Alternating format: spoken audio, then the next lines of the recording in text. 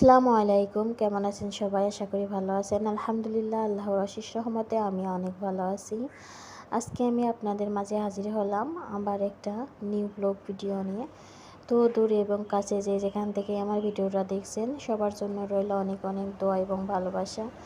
যারা আমার ভিডিওটা দেখতেছেন তাদের কাছে রইল একটু অনুরোধ, ভিডিওটা একটা লাইক দিয়ে কন্টিনিউ করবেন, ভালো লাগলে চ্যানেলটা সাবস্ক্রাইব করে দিবেন।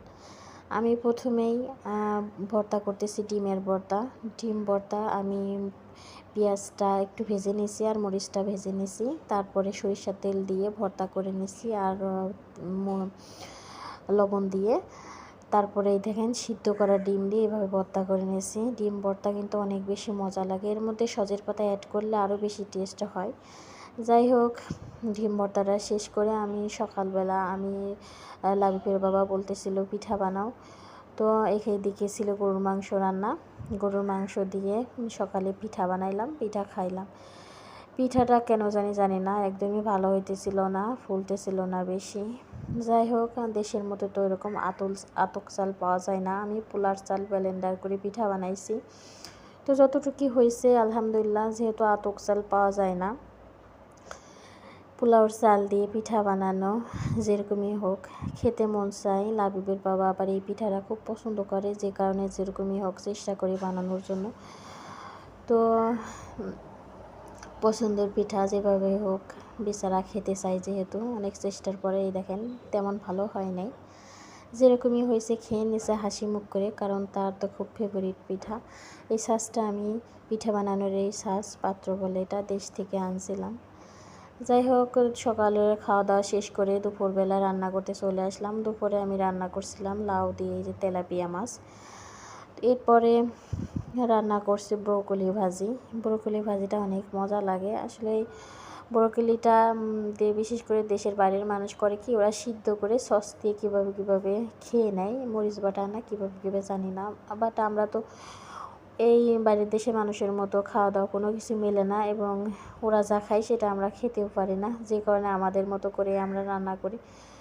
তো দেশের অনেক মানুষও আছে এরকম ব্রোকলি ভাজি করে তরকারি রান্না করে খায়। আমি ভাজি করি, মাছ দিয়ে তরকারি রান্না করি, মাঝে মধ্যে চচ্চড়িও করি, অনেকভাবেই খাই। তো ওদের মতো তো আমরা খেতে পারি না, ওরা স্যুপ রান্না করেও খায়।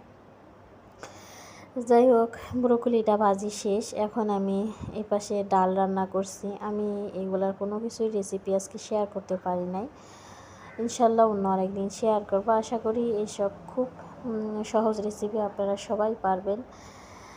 যাই হোক, এটা হচ্ছে বারে যাই হোক বলে ফেলতেছি, আমি হঠাৎ করে এরকম চলে আসতেছে মুখে, জানি না কেন। এখানে আমি ব্লেন্ডার, আমার আগের যে ব্লেন্ডার ছিল সেই ব্লেন্ডারটা নষ্ট হয়ে গেছে, জানি না। নতুন ব্লেন্ডার আমার, ওই ব্লেন্ডারটা এটার থেকে অনেক বেশি দামিও ছিল, ওটার থেকে এটা দামও কম। তারপরে এটাই কিনেছি। তো আমার কাছে মনে হয় ওটা দাম বেশি নিলেও এটাই বেশি ভালো ছিল। ওই ব্লেন্ডারটা নষ্ট হয়ে গেছে, 6 মাসও হয় নাই কিনছিলাম, পরে আবার এটা কিনে আনছি। এটা অনেকটা হার্ডি আর এবং ভালোও মনে হইতেছে। আর এইদিকে আমাদের ওয়াশিং মেশিনটা গেছে শেষ, জানি না কেন পানি নিতেছিল না, কাপড় চোপড় ধোয়া নিয়ে খুবই প্রবলেমে ছিলাম। পরে লাবিবের বাবা মিস্ত্রিরে ফোন দিল, পরে মিস্ত্রি বাসায় চলে এসে তারপরে ওয়াশিং মেশিনটা সারতেছিল। আর এইদিকে লাবিবের বাবা এই যে ওয়্যার মানে কারেন্টের তারগুলো গুছিয়ে রাখতেছিল, সারা প্রায় অর্ধেক হয় নাই এখনও। তো মিস্ত্রি আবার কী জানি প্রয়োজন, যে কারণে ওনার গাড়ির ভিতরে নিচে আনতে গেছে, আনার পরে আবার সারবে।